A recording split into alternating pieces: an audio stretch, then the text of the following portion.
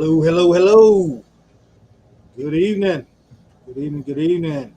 Well, look who we got back. We got absentee back in here. I escaped. I had to send out a search party and get him back over here. He fought it every minute of the way.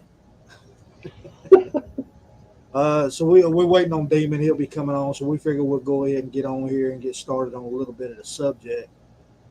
Uh, so we're talking about, well, there he is right there. Well, hot damn, talk about timing. Yeah, perfect, perfect. What's up, buddy? You're He's muted muted. if you can hear us. So yeah, being we got Demon in here now, but yeah, we're going to be talking about trauma medicine, which happens to be one of Demon's wheelhouses. So hopefully he'll get that mic fired up, and then we're going to start talking. We're going to talk about home invasion. They kind of play a part in each other. Y'all know Thursday we talked about all the people having to protect themselves, and take out threats. Hello, everybody. What's up, buddy? Y'all doing Shake all right? Yeah, man. Absolutely.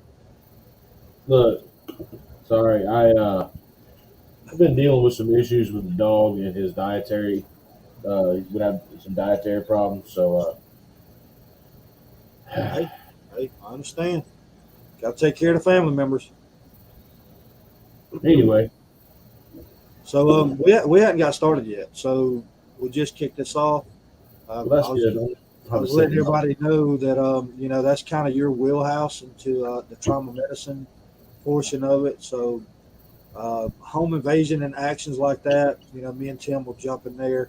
We wanted to kind of add the two together because it's something that you may run into here pretty soon, to be honest. Yeah. Especially with what we talked about last Thursday, as far as people having to take out threats in public. Well, and frankly, after the video that just got published, I wouldn't be a bit surprised to see some home invasions by the ATF here pretty soon. Yeah. How about that? I'm just saying, anybody that enters your home without being invited, that's a home invasion. Yep. A terminology it is. Reasonable. The Supreme Court has declared, federal court rather, not Supreme Court. The federal court has declared that police have no reasonable expectation of safety during no-knock warrants. Just saying. Therefore, should you get no-knocked and someone be grievously injured in the performance of that no-knock, you as a homeowner can't be tried for murder of a law enforcement officer. Just an Well, FYI. Yeah, I got you. I ain't saying go out there and actively seek nothing out. No, I got it. Know your rights. Are we talking about the same videos on there where they just showed up the guy's house because he bought more than 2 guns or some shit like that? Nope. I'm talking about a video from an FFL. ATF agent showed up to perform an audit, quote unquote, perform an audit, and this dude does everything on paper books, and there was just a lot of offhanded comments by this agent. They were taking photographs of their books with both government and personal cell phones. Just a lot of shady shit going on with the old convenience store agency. Huh. Mama D, I'll probably get with you. I saw your comment. I'll probably get with you here after a while. So She'll get you covered, man. Yep, she will. And it's probably stuff that you already have in your house. So I've had him on a plain on a bland food diet of chicken, rice, and natural Greek yogurt for the last 4 or 5 days. But we can't seem to get this diarrhea up. So, and I don't know what's causing it. Anyway, where y'all want to start at? We want to start with the medicine or the home invasion stuff? Well, I figured the home invasion may lead into the trauma medicine, Yeah. so we can kind of roll that way a little bit and kind of lead All right. on, know what to expect if that happens. Now, the home invasion I'm talking about, yeah, we got ATF and all that. By definition, someone coming in Uninvited into your home. uninvited or without proper cause or paperwork, that's an invasion. But I'm talking more along the lines of some of these city people starting to ease out into the more rural areas, which is happening. I don't know if y'all been paying attention, but there's a lot of stuff happening outside of the major cities now. It's just small towns and stuff like that. Well, we'll take, and I'm not going to talk about this situation because it pisses me off, but like Uvalde, and I think there's a couple things going on in North Carolina and a couple small towns. As well as in Georgia, and I think some stuff happened in Tennessee over the weekend that I was looking at. And when I say rural areas, I'm talking about, your couple of red light towns and stuff like that. So it's kind of making its way out, right? I can tell y'all that I'm not going to tell you where I live, but I can tell you a situation of a home invasion and how it was dealt with. Facebook is not your friend. When you go out of town, do not post all your pictures while you're out of town. Wait till you get back. Y'all know where I'm going with this, right? So a lot of people, I don't have Facebook, but the significant other does, the wife does, right? So a lot of people have friends on Facebook that are really not your friend. You don't know who the hell they are, right? It's all about the count nowadays anyway. So you may have 4,500 people and you only know 7 of them because they're an acquaintance of an acquaintance or whatever recommendation you have. So this scenario here, this one person seemed to have got on everybody's Facebook in my town. Okay. So what they were doing is monitoring people's activity. And while people were going out of town, they were going to their houses and stealing, and they were stealing weaponry. Okay, that was their specific target. It wasn't TVs, it wasn't jewelry, it was weapons. That's what they were after. All right. So, a friend of mine that I know pretty well, and you won't find this on the news, but anyway, so his wife went out to the beach for the weekend and was posting pictures, which he knew that she was. So when these invaders walked into his house thinking that he was gone, guess who was laying in the bed? He was. And he cut 2 of them in half with a 12-gauge shotgun. Yeah. The last one limped out and got into his Charger and drove off. So that's a home invasion that was planned. But the thing is there was probably 20 victims that had already happened before it got to that point. And it's just people not knowing. Now, was this guy brave by doing that? Sure, absolutely. He ended the issue for the entire county, and it seemed to be directed just towards that county. Now, when I say small area, guys, we're talking 4 red lights that are synchronized. So if you're sitting at one of them and it changes, you can make it through all 4 of them if you take off quick enough. You know what I'm saying? So I mean, it's small. It's small. Oh, I think I know what you're talking about. Yeah. So don't think that you're safe. Okay, I promise you, nobody is ever safe. But can you control the situation if an invasion happens? Sure. This happens to be something that I've got a lot of knowledge in as far as narrow corridors. You got concealment and cover. They're 2 different things. What you want to do is figure out which one is both. Okay, that's the best option. If you've got concealment and coverage, you're good. A door, it's not That's both. It's not that's both. concealment. Your standardized home can be with the doors that come, by the zoning preps and everything to be up to par as far as FHA or whatever the case may be. Anybody can pretty much kick one of those in. Just saying. It's a hollow core door. They're damn near made out of cardboard these days. That's it. Well, they do have just cardboard reeving inside of them. That's it. That's just noise reduction. But the thing I'm getting at is you think just because you run behind a door and close it, you're safe. You're not. All right. Everybody's done, tornado drills, hurricane drills, whatever the case may be. You've got this room that has no windows, right? And it's got something solid you can get into and hide. You want to kind of base your mentality on that same setup, right? Unless you live in like a 1890 up to a 1960s home or something like that, you're going to have hollow doors. I'm just telling you, unless you sprung and tied up a whole lot of money in doors, right?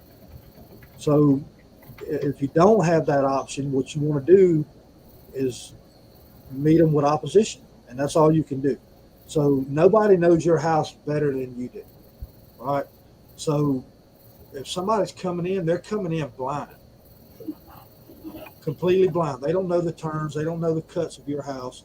So you have to use that to your advantage. Like me, I know exactly where I'm going to pull my family to. I know exactly where I'm going to go, all right, where I've got the advantage point. Luckily, I live in a 2-story house, but some people don't have that option. That would be where our safe haven is going to be in our house, because then I've got overreach, right? So they come in, they don't even see me up there. Right? But Hillbilly, you're absolutely right. Door frame is absolutely the weakest link. Yep. Most of your houses, they've got 2x4 framing and sheetrock or ply paneling or whatever the case may be, right? It's not very strong. So if you got a hallway, that's your advantage point, all right? If you've got a corner or anything that you can get around that corner, if they back you into a corner, you need to have it where you're low, get low to the ground, all right? People don't tend to look down when they're searching for something. It's weird.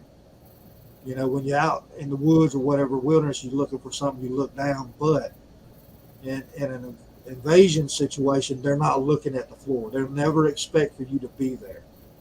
Right. So if you're, and plus, think of this: the lower you are to the ground, the smaller a target is. That's the first thing you want to do, is make a small target or a moving target. Don't be still. All right, you got to keep moving. So a lot of people try to say, "Oh, you need to be precise with your shooting and stuff like that." No, hell no, you don't. Okay.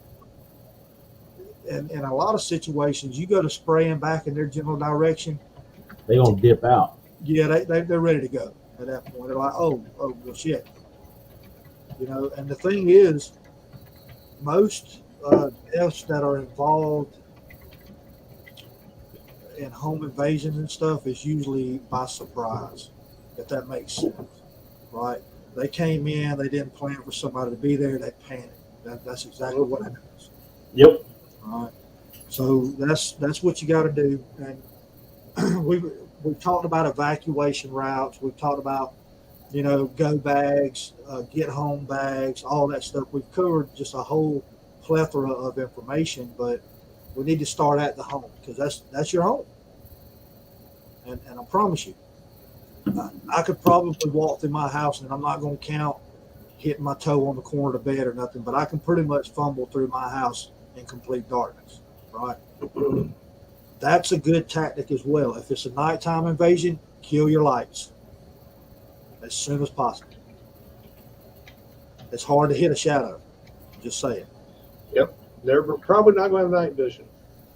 So, But to add to that, yeah, kill the lights, but also have a friggin' flashlight on your guns. Absolutely. If Yeah. you will live somewhere that you can have a gun in your house. If you don't and you can move. But that's just my opinion. Well, and let's talk about the flashlight because we don't. You don't want to be a beacon in the night either. So Well- do not hold that flashlight. You know, your typical person, they'll carry the flashlight right here while they're looking right. There's a line of sight with it. Don't do that. Don't do that. See, I use weapon mounted lights. Right. But So- I'm just saying, well, we got to talk about the general population here, right? That may not be tacked out and fully ready for a hostile situation. So if you've got a handheld light, you're going to want to grip that. If you're long rifling, okay, you're going to want to grip that in with your forward grip. All right. If it's a pistol, your bottom cleft hand, that's where you want to hold it at. Don't hold it in front of your body because the perpetrator is going to assume that you are directly behind that light. So guess what they're going to shoot at if they start to shoot? That light. That's why you shoot first. Well, there is that, but let's just say that there's all kinds of scenarios. Most people are not prepared for this situation. Okay, so I'm tracking what you're saying, but I want to interject with: if you own a pistol and you intend on using it for home defense, and you don't have a weapon light on it, you're screwing up. Yeah, you are at a disadvantage. Period. Absolutely. If you have a pistol and it has a rail on it, and you do not have a light mounted to it, no offense, don't mean to hurt anybody's feelings, but quit being a cheap ass and go buy a light. Hey, all honestly, y'all, you can pick one up for $20. A cheap light is better than no light. Just saying. If you own a handgun for home defense in the home and you don't have a light mounted to it, you're wrong. I won't beat around the bush. I'll say it flat out. Yeah, I'm aware, and I'm in the same lane as you, and I'm sure T is. But you know, some people just don't have it. You know what I'm saying? I'm tracking. But there's no there's no excuse for it these days. There's not. Right. It's real easy to advance yourself, advance your tools. There is absolutely no excuse for being ill-equipped these days. When you've got budget companies like Olight and a dozen other companies on Amazon and eBay and stuff like that are making decent equipment for a low price, there is zero reason that you're under-equipped, except for that you're lazy. Yep. And once it happens, a home invasion happens, it's too late, right? Yeah. Yep. And you know, I'm gonna tell you two phrases that's commonly used, and it may be used differently in other people's eyes or whatever, but scramble and cover is the tactic that's always been gone back to. Excuse me.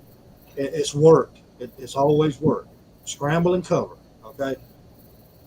Like I said earlier, if you're moving, they can't find you, and that's the object of the situation is not to be found. And if you are found, you want the element of surprise, right? So figure out if you don't have a room that you can, pop the window open and bail out, you're running into a all wall situation or whatever the case may be. Don't go hide in the far corner away from the door. You want to hide right inside that door to the left or the right. Because when they come through, their weapon's coming first. You with me? They're going to be all extended out, all crazy and shit. And that gives you an advantage. That gives you an automatic advantage right there, right up front. Because they're not going to know you're going to be around that corner. And it's hard to predict which way that people will turn when they breach. But normally, most of your untrained people will generally turn the opposite direction of the way the door opens. right. Or they'll turn opposite of their dominant hand. Right. So if I'm holding like this, right, left hand out front, right hand trigger hand, I'm gonna turn to the left. You see what I'm saying? It's just like swinging a bat. You swing away with a bat if you're right-handed. It's the same principle. But that makes things complicated. That's just tactics that need to be studied on there. But anyway, so can a home invasion happen? Sure. Is it possible? Absolutely. Can it happen anywhere? Oh yeah, believe me, it happens. And you don't see it on the news, because it's local. But most of your, if any of you's got friends in the sheriff's department, police department, whatever, you can talk to them. You can't just go up to a sheriff's department and say, hey, what all happened this weekend or whatever the case may be. But if you've got friends, fill them out. See what's going on in your neighborhood. Ask them if the crime rate's up. Ask them if anything crazy's happened. They'll tell you. They won't tell you details. But they'll be like, oh, yeah, we was over at Miss Shirley's house the other day and some crazy wacko drugged out tryptomaniac was over there shooting up heroin with a fucking cattle injector or some shit, just some crazy shit. All right, but you can find out. Just gather that information. Now, I'm going to lead into demon section on this. Now, what happens, and we're going to use the home invasion. So what happens?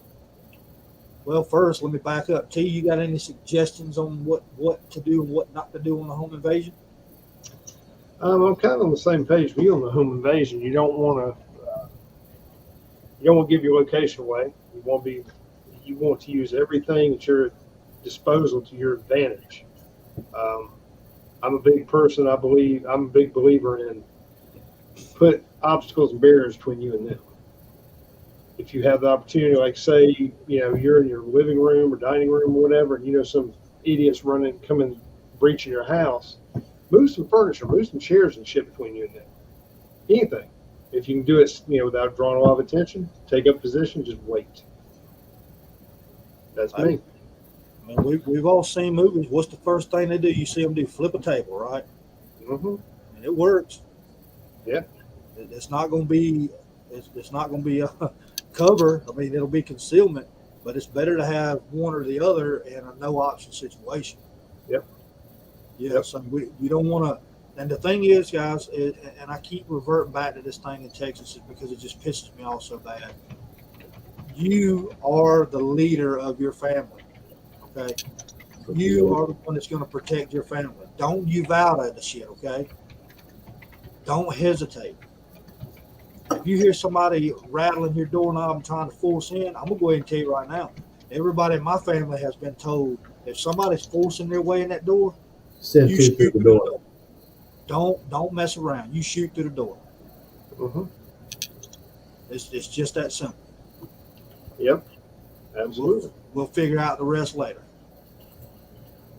But I mean, I ain't got time to have them fill out a questionnaire. no. That's not gonna work. What are you here for and all that? No. If you hear them jamming the doorknob, and They're here for nefarious shit. Send two through the door and call it a night. yeah. I mean, that's the thing. So, anywho, don't you vow to that shit. Don't you vow to that shit. You got to be the leader. Be ready. And it's your responsibility for your household. When I say it's your responsibility, if I say that to everybody and everybody gets on that same level playing field, that they're the ones that's going to take this bastard out that's coming in, then you're going to have one hell of a group that's ready to lay it down. You know what I'm saying? And I'll continue to say you need to practice your draw. You need to know where your weapons are at all times. Okay? Hideaways are a great option. Okay? I've got hideaways, and they're quick release hideaways. I'm not talking about some fancy shit up on the side of the wall where you got to punch a code in and a motor rolls the guns out and all that. And I'm talking about a hideaway, right? Which is usually, like in the corner of a room or something like that, to have a shotgun propped up. Mm-hmm. And shotguns are your best friends, just so you know. All right. And I'm a big kick guy, you know what I'm saying? I'm going to have a long range, mid range, up close shotgun, sidearm, and an E tool, right? That's my kit. And a lot of people's like, an e-tool, man, what are you going to do with that? An e-tool is a shovel, by the way, guys. You know how Just much remember, you it's can do? 811. 811, not 911. That's right. You don't want to hit the cable line when you dig it.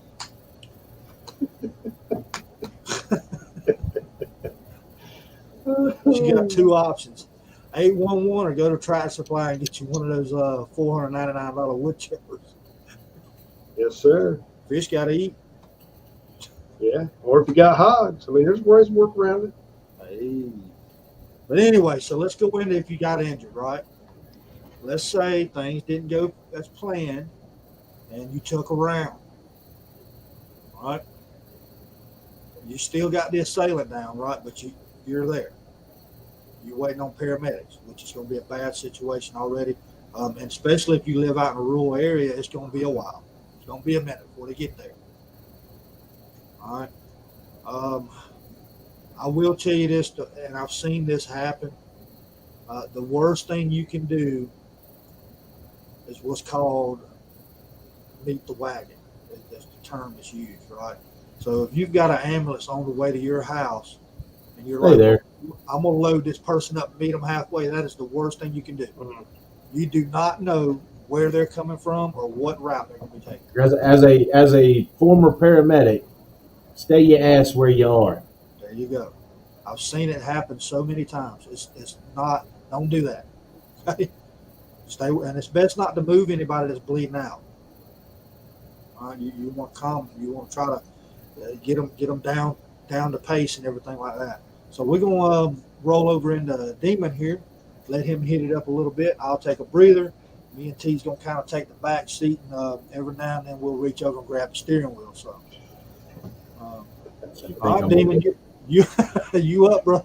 You think I'm gonna let you take the steering wheel? Oh, yeah, we can hit a rabbit hole, you know. First and foremost, I'll say with traumatic injuries, you're talking about like gunshots, knife wounds, etc., etc. I ain't talking about like, oh, you was cutting up an onion, it sliced your finger and need a Band-Aid. I'm talking about like some dudes bum rushed you in your house with a K-bar and stuck that shit in your gut. Penetrating wounds, the knife's still in there, leave it in there. Stabilize it with some gauze. But first and foremost, kind of like Hillbilly said, first and foremost, you need to have a first aid kit built prior to an event. I generally would recommend for people, you have two different first aid kits. You've got your boo-boos first aid kit that's got, your burn cream and Band-Aids and shit like that. And then you have a trauma kit that has, multiple tourniquets. One tourniquet's a waste of time. You should have at least two, because severe bleeds requiring a tourniquet will often require two tourniquets. You need, tourniquets, blood sponges, gloves if you're, PPE if you're dealing with someone else.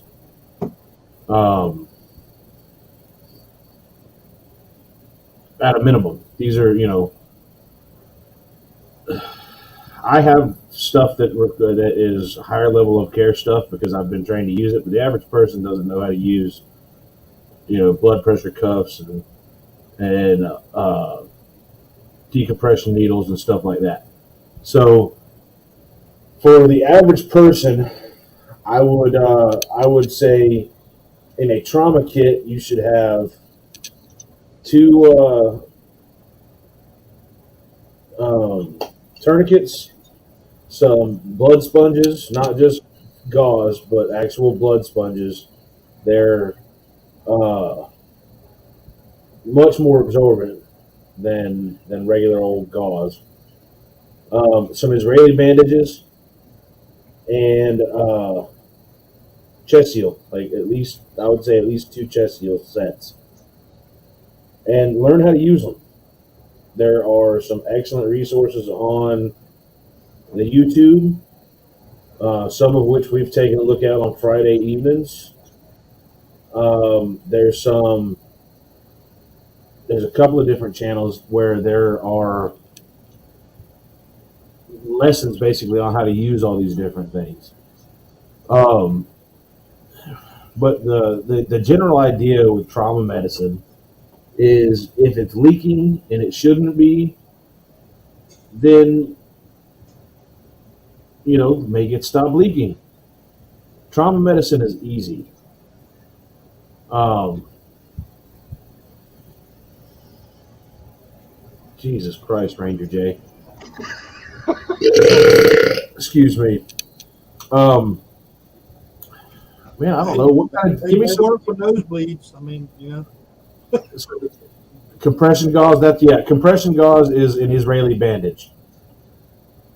That's what a compression. That's what when I say Israeli bandage, I'm talking about a compression bandage. A lot of people will tell you to stock hemostatic agents. I can tell you, having worked in a hospital setting, a lot of the times hemostatic agents will cause more damage than they help. So I'm talking about like C-locks, quick clot, shit like that. The vast majority of severe bleeds can be stopped with tourniquets and compression bandages. So, yeah. Anybody have any particular questions? Because I don't really do unguided yammering like Vanguard does. So,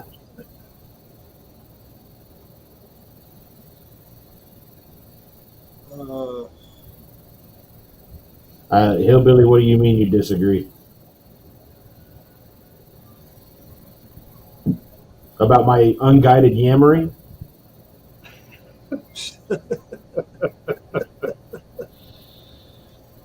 I mean, I can yammer unguided, but we'll be talking about, like, I don't know, why exactly no quick clot.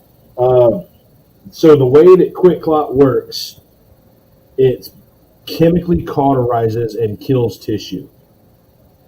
That's how quick clot works. It in large open wounds, such as femoral bleeds, arterial, things like that, you can get quick clot into the blood system and cause massive damage to your body. That's why I say for the average person, they don't need hemostatic agents. If you know how to use a tourniquet, you're not going to bleed out. I personally have stopped a traumatic amputation using nothing but compression bandages. It's not your body naturally wants to defend itself from bleeding out. Chances are you're not going to bleed out. That's just the reality. If you know how to use compression bandages and tourniquets, you're not going to bleed out. So, for someone trained in medicine, I would say, yeah, they could carry some quick clot, but for the average person, no, I think it's a mistake. Well, I would agree, Hillbilly. Most people don't, but if you have interest in purchasing tourniquets and keeping them, and you don't know how to use one, you can contact any of us that's on here, or you can Google how to use a cat tourniquet, and it's really simple information to find out these days. Long story, the easiest way to know the tourniquet is you want to apply a tourniquet 2 to 4 inches above a wound and crank it down as hard as you possibly can. Rat tourniquets are garbage. SWAT tees are mediocre, and cats are the preferred method. You can improvise one, but generally improvised tourniquets cause more damage than they help. So the goal, I'm just going to jump in a little bit. So the goal is, okay, stop the bleeding, stabilize the injury. The first thing to do to stabilize them is stop the bleeding. I mean, your body can't recuperate enough blood right, for massive loss. And a gunshot wound, a through and through gunshot wound, and you're talking about some serious bleed out. Well, possibly. It really depends on where you get hit. If you get shot in the ass cheek, you're not going to bleed that much. You're going to be fine. Right, that's hard tissue. You know, you get shot in the gut. Realistically, these days, you got a pretty good, solid chance of being just fine. I mean, in the 1700s, people were getting shot with lead musket balls in the stomach and with no surgical intervention, doing just fine. But no, hell no, don't pack wounds. Wait, what? You'll never stick shit in a wound. Pack it. Gunpowder. Break you off a 12 gauge, shake it in there. Yeah, that's a good way to kill someone. Shove a tampon in a gunshot wound. See if it leads to your heart. Yeah. Yeah, the best.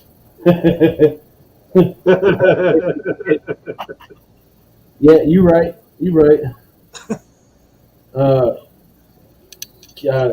Mama D, the cat tourniquets are the gold standard of tourniquet in the world. There are some other options. Most of them suck. I would say that realistically, the only two options that you should even consider are SWAT tees or cat tourniquets. So the thing with making, and if you want to improvise a tourniquet, don't go buy tourniquets. The problem with improvised tourniquets is you have to have a way to cinch them down, which usually is a stick. And what you end up happening is having a very narrow area of compression with an improvised tourniquet that will more often than not cause irreparable damage. So you can pick up a cat tourniquet and don't unless you're buying from if you go to Amazon to buy tourniquets, if you're not buying them from North American Rescue and they're really cheap, it's because they're fucking fake. A good cat tourniquet is probably going to run you $20 to $30 to $35.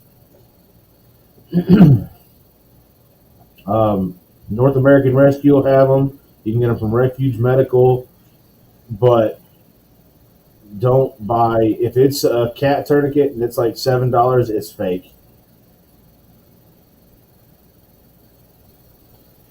So, that's a good point. I would say if you do have tourniquets, you should have a Sharpie with them. So you can either write it somewhere, or most of them you can write them on the tourniquet, but if you can't write it on the tourniquet, write it on the body. So there you go. That is what a Gen 7 cat tourniquet looks like.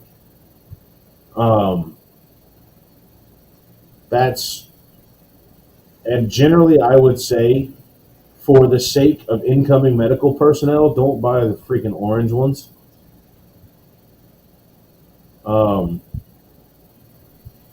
Because in EMS, they use the orange ones as training tourniquets.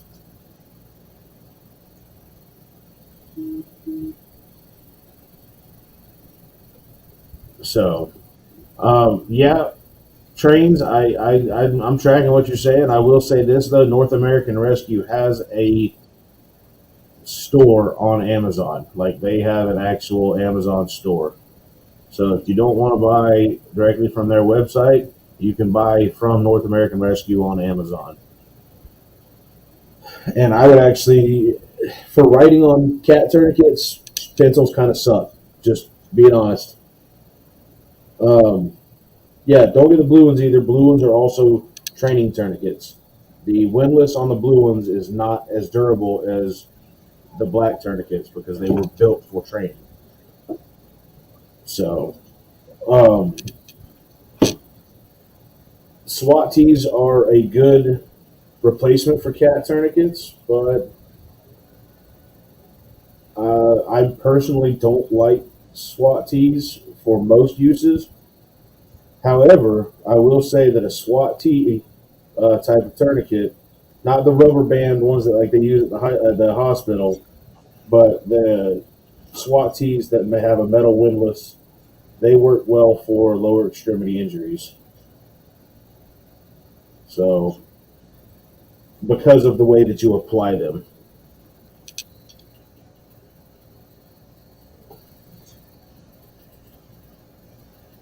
And hold on a second, I'm trying to find a good picture of a SWAT tee, so that or soft tee, not SWAT tee, soft tee, SOFT.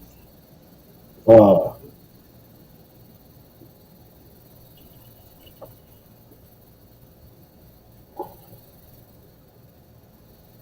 Which one you want me to pull up? The Gen 4?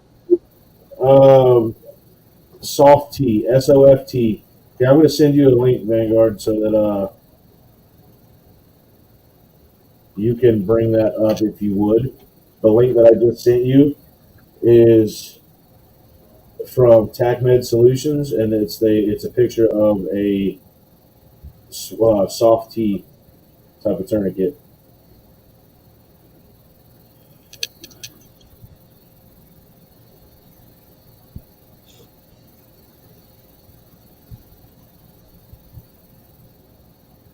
Jesus. Trains, I buy shit on Amazon all the time.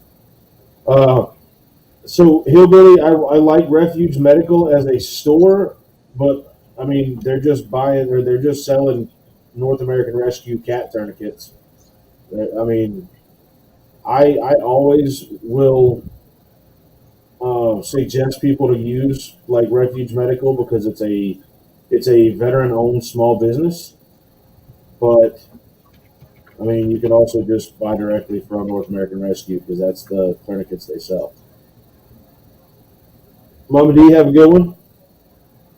So the picture that Vanguard just brought up, that is a soft tee. That's SOF Sierra Oscar Fox tee type of tourniquet. It was developed pre-cat tourniquet, and it was used predominantly in the special forces community, special operations communities for a long while. And it's a decent tourniquet, but like I said, I am preferential to cat tourniquets for their ease of use.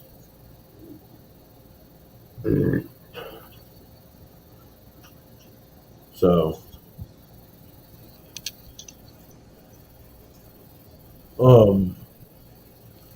now since Hillbilly brought up Refuge Medical, Vanguard, is there a way that we can bring up their site? Yep. Just to give folks something to look at for just if you really don't know how to put together like a good med kit. First, I want you to realize that if you buy one, it's going to spend you some money. If you buy a complete kit, I would expect you're generally going to need to expect to spend about $200 for a decent trauma kit. They actually have, so hey, I'm going to send you, it's not, well, I'm not going to send it to you for right now because it's sold out. So if you can get them, North American Rescue sells a bleeding control module. It's basically a kit that is specifically for traumatic injuries, for traumatic bleeding. If you'll scroll down just a little bit, they've got the ad up, but they're sold out currently. A little bit more, right there. So that is a basic traumatic injury kit right there. Now they sell them for like $58. and you can find them. You can find some of Refuge Medical stuff on Amazon, but what you got to understand, folks, is if you plan on buying a kit, a first aid kit, it's gonna cost you some coinage. A good personal IFAC is gonna run you probably $200, right around between 170 and $200. They have what they call it their Bear Fac that is fantastic, and then that smaller back, the SOB kit, is kind of like a blowout kit. Uh, all of them are great. They use super high quality products. I wish we got paid by Refuge Medical, but we don't. But uh, their kit and customer service are top notch. Um, so yeah, see that one theirs is like $270, but that is a bomb proof IFAC. That thing is fantastic. Um, but yeah, that's just something you're gonna have to accept if you're gonna buy a complete kit. You're gonna spend a bunch of money. Even if, well, quite frankly, even if you build your own IFACs, what's nice is you can build them piece by piece over time, but they're still going to cost you money. You know, you're looking at $70 to $80 for tourniquets, probably $30 for a pouch. So the costs add up quickly, especially when you start adding like hyphen vent chest seals and gloves and decompression needles and all this kind of like swoopy cool kit. They build up cost quickly. Well, Uh, here's the question you got to ask yourself: is it worth it? Absolutely, well, absolutely. and You can't the you other can't put a price on any of your family members. the other thing that I will say is this is if you're just buying shit because you saw, John Lovell or, one of these cats on the internet, they've got that stuff, so I need that stuff. If you don't know how to use it, uh, you're wasting your money. But I would always encourage you to gain that education so that that's not a waste of money, so that you expand your abilities to care for yourself and render aid to others. So, that's something to keep in mind. If you just want to have the ability to uh, stop a gunshot wound bleed to the leg, well, then really all you need is compression bandages and some medical tape and probably a tourniquet. But if you want to expand, it's IFACs. It's kind of a pay to play game. So, yeah, well, uh, Ranger J, I would say yes, um, but that's also a whole nother discussion in terms of like home invasion type stuff. Um, there's more of a chance that you're going to be using it on somebody else.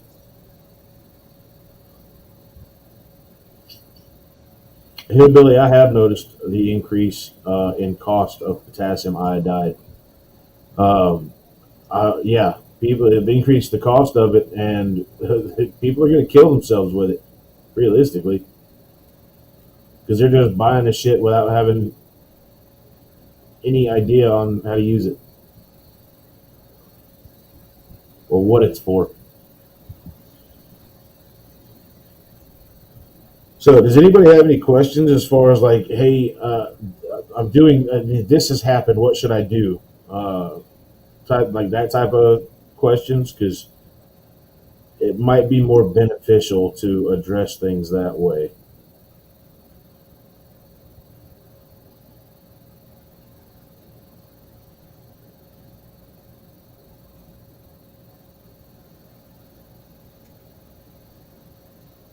I'm just scouting here online for medical kits. I mean, there's a lot of options out there.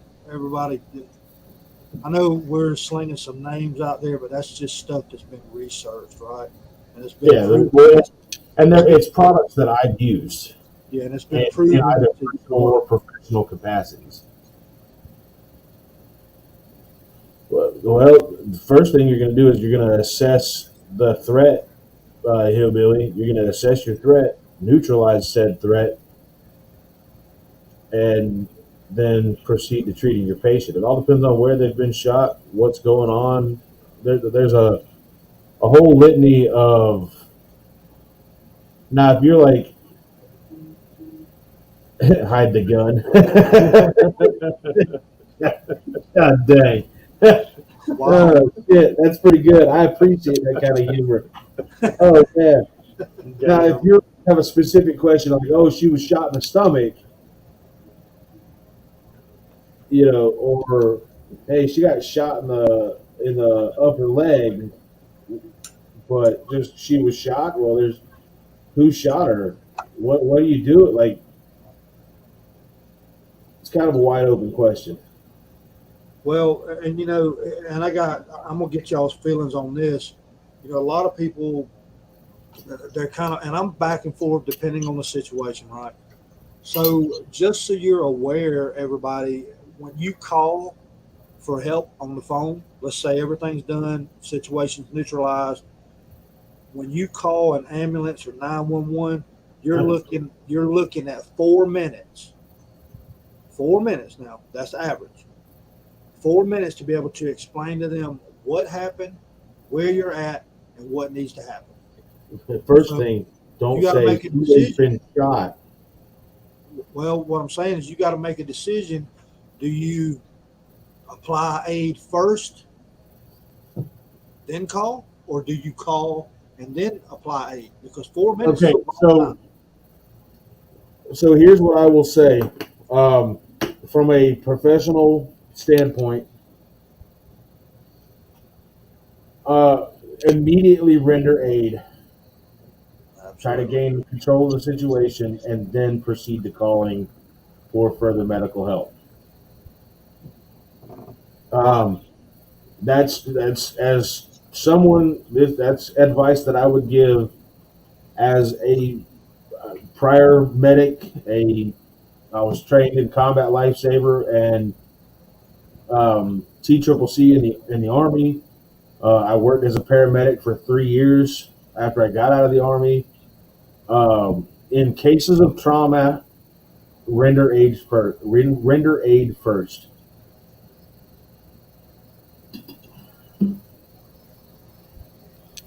So So yeah, he's in line with what I'm thinking, guys. And I wanted to ask that question because some people don't know, but I'm saying the average call is 4 minutes. It could go longer than that. It depends on how hysterical you are and what type of dispatcher you have as well.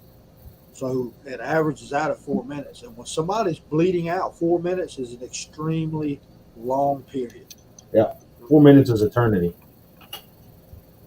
So myself personally, I'm gonna get compression, whatever I need to do to try to slow the bleeding. Even if I can't stop it, I want to slow it, get some sort of aid in there, some sort of stabilization going, and Absolutely. then make my contact with medical help. Right? Never pull out a foreign object from the body. Ever. Y'all remember Steve Irwin, right? Irwin or Irvin, whatever the hell his name was. What killed him was the Stingray Stinger. Not necessarily hillbilly. There's a lot of times that Well, they could though, is what he's saying. okay, it's possible. While you're on the phone, they could be completely, just Sure, you could let get go. shot in the, you get shot and your femoral artery gets severed. You're bleeding out in about 10 seconds, no matter what you do, Right. because of the amount of tension that's on the femoral vein, femoral artery. You sever a major artery or get damage to the heart, there's a good chance you're going to die regardless. But yeah, um,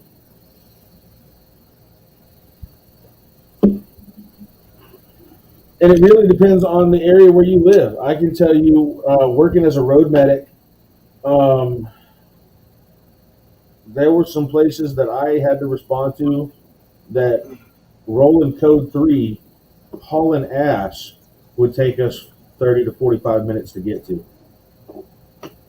So it really depends on your area. A lot in the Northeast, your ambulance crews they're literally their meat wagon drivers. They'll throw you in the ambulance and haul ass. That's all they know how to do is provide diesel therapy. And a lot of the crews up in the Northeast are also a volunteer basis. So it really depends where you live. You know, kind of determine I guess really what you want to do is determine what your higher level of care's capabilities are.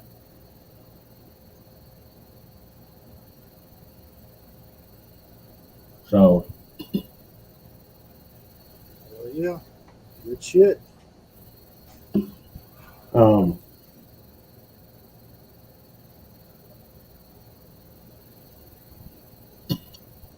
but ultimately, you're your own first responder. Um, that's just reality. Oh yeah, if you're waiting on somebody to save you, it's gonna be too late. Mm-hmm. So there's lots of training that you can take via YouTube through verified, solid, good quality sources. There's a channel I can't remember. Matter of fact, hey, fill in the blank for a minute. I'm gonna look up this channel on YouTube and link to it so that we can send to these guys because they've got some excellent training information. Yeah, and the thing is, everybody, and like he's saying, and T's gonna fall in line on this as well. The information's out there. You just got to go get it. Yep. It's best to be able to fumble your way through anything rather than to do nothing. I mean, that's just as simple as it is. And that's the thing. And if you've ever been in a traumatic situation in a public setting, the first thing you notice is you got people running around hysterical, trying to do all kinds of crazy stuff. Now, see, I've been in situations where people's had heart attacks or whatever the case may be, and in my mind, just training. First thing, get an AED on them if you got it available. Right? I know where the AEDs are available on everywhere at my job. Okay. So whatever area I'm in, I know where the med kit is. I know where the AED is. Don't be afraid of a AED, guys. Okay, it's a defibrillator, and the ones that make now are automatic. If the heartbeat is not erratic, it's not going to shock. That's the way they work. All right. So it's not like what you see in the medical field where you see the clear. It doesn't work like that. No. And a little rundown on it, on your standard ones, what's going to come in them is going to be a razor blade, okay, some alcohol swabs, all right, and peel away patches. You're going to have 2 sets of those, all right. One goes, it's going to be in a diagonal. Let me see if I can get in the camera here. Shit. A little higher? No. So one, I'll stand up. One's going to go over the heart, right? And then one's going to go directly across.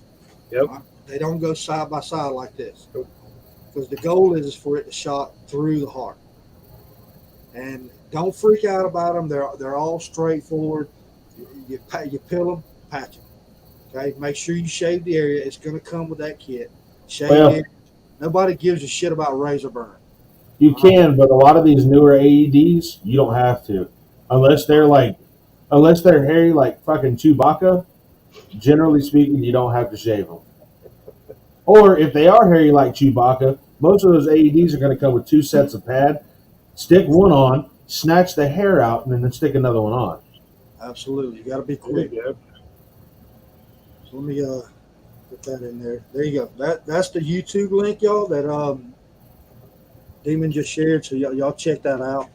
So that channel, that's UF Pro. Now, they make a lot of tactical gear and clothing and stuff like that. It's a company out of Europe, but they have several playlists. If you go to their channel and click playlists, they've got several playlists on like combat medic essentials and stuff like that. That absolutely outstanding information. There's some guys from their combat medics that do their training are from Lithuania, and if you don't know those dudes, they're all fucking crazy. They've basically taken the best of medical care under fire from the Russians, from us, and combined it into this. It's fantastic information, but they're all insane.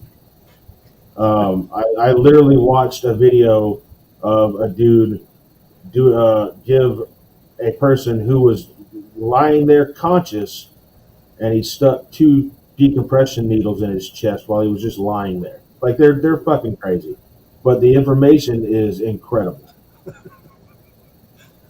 Wow. So Makes me cringe just thinking about it. I watched them put an IO, an interosteal IV into a guy while he was lying there conscious. Mm. If you don't know what an IO is, it's a little needle that you jam into their bone to give an IV directly into the bone marrow. So when I say they're crazy, I mean it. But the information that they give out and provide it's absolutely solid, good information. They'll teach you how to apply tourniquets, chest seals, all kinds of stuff. So for anyone that wants to learn some of your more basic trauma care, I would say check out those playlists. But don't go running around sticking fucking decompression needles in your buddy's chest. Because if you do it, well, and this is the reason why. If you do it wrong, you can kill someone. So there's a specific way to do things like that you really need hands-on, higher level training for. You don't depend on a fucking YouTube video. I got this mental image of people just running around, So, popping down valves in and shit. well, I mean, hey, if we don't put it out there, somebody's gonna blame us.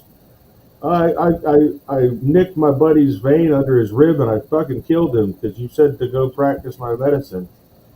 So, What we're gonna say is seek professional training. What absolutely, he said. There you go. we're gonna decompress some people tonight. That's right. Look, I've been, guys, and it doesn't take much. I've been through several first responder classes, first aid trauma kit, and it's easy to go through. You don't need to be a doctor. You don't need to perform a liver transplant or anything like that. You just need to know how to basically keep somebody stable while the real people get there. That's the goal. Mm-hmm. All right. So And there's pretty prolific amounts of medical training out there these days. It's not terribly hard to find medical like field medicine training. There's about as many classes out there for that as there are Rifle 1 classes. oh yeah. And generally speaking, they're going to cost you a hell of a lot less than a Rifle 1 or a Pistol 1 class. So, and I get that money's tight, but Can't put a value on life, brother. but the other thing too is, frankly, if you just need some help on, hey, I want to get some hands-on how to apply a tourniquet, like no shit, you can usually go to a fire station, and if they're there, knock on the door and just tell them, hey, a lot of your local law enforcement they'll have that knowledge as well. Yeah, and just tell them straight up, hey, times are getting crazy. I've seen what's happened in Indiana and in Texas and all, and I want to be as prepared as I can be. And at least firefighters, I won't speak for cops, but the firefighters generally be like, okay, well, come here. We got a few minutes. So, if you really want to seek that kind of knowledge out, go knock on a firehouse. They'll if they're there, they'll probably help you. Paramedics, part of the, paramedics generally have people skills. They're trained to. They're not all like I am. So, Hence, he used to be a paramedic.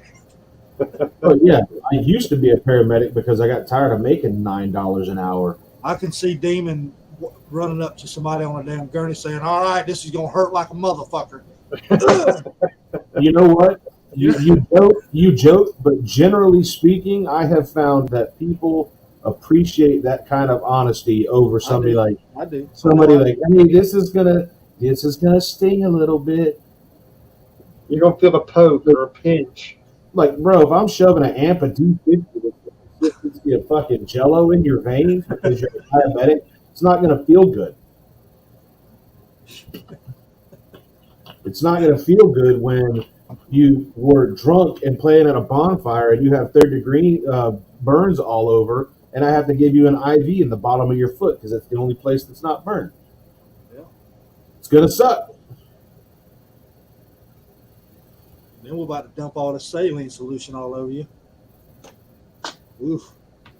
Mm. How do I know Yeah. about that? I had third-degree burns when I was 5 years old from a gas explosion. But I was also the medic that would fight patients too. You what? I said I was the medic that would fight patients. Don't get wild in the back of my ambulance. I'll bust that ass. Morphine shot coming right up. Nah. Morphine takes too long. I'm gonna give you ketamine. Oh shit. Damn. I'm gonna hit that ass with some special K. Well, people are less likely to have adverse reactions to ketamine than they are morphine. So I'm gonna hit that ass with that special K, and about halfway through your swing, you're gonna be knocked the hell out. Yeah. Mm-hmm. Morphine makes people act damn crazy. I know when I've had it. You damn right. You don't know what the hell's going to happen. You damn right. You give somebody a morphine drip, you go ahead and tie them to that gurney. Yep. Because they're going to nut up. But see, that's why I like ketamine. But that doesn't happen because they stay unconscious until they're not mine anymore. So, but see, now we chasing rabbits. I told you. The fucking snatch the Rabbits steering are wheel, fun. dude. All right, shit. That's good. We don't went way off anyway. Yeah. General rule, trauma medicine, if they're leaking, make them not leak. Because if you don't make them not leak, eventually they're going to not leak. And that's bad.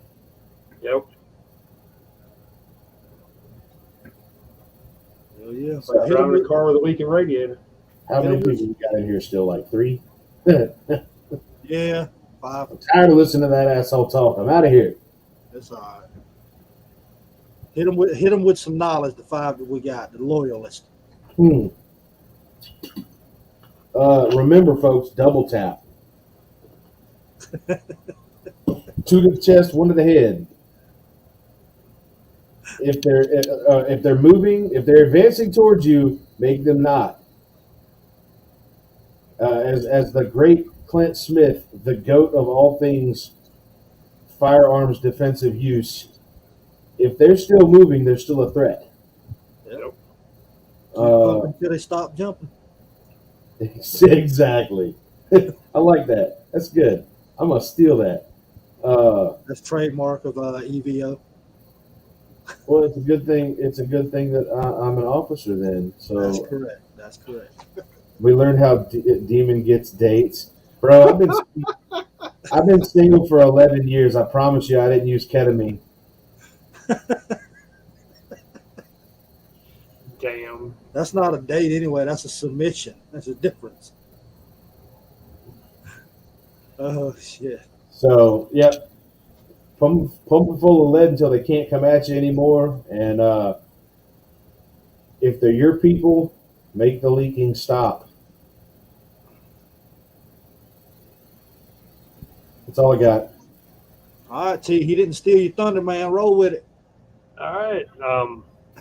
Stay Like I'm safe, told- Gary, always. Damn. Figures.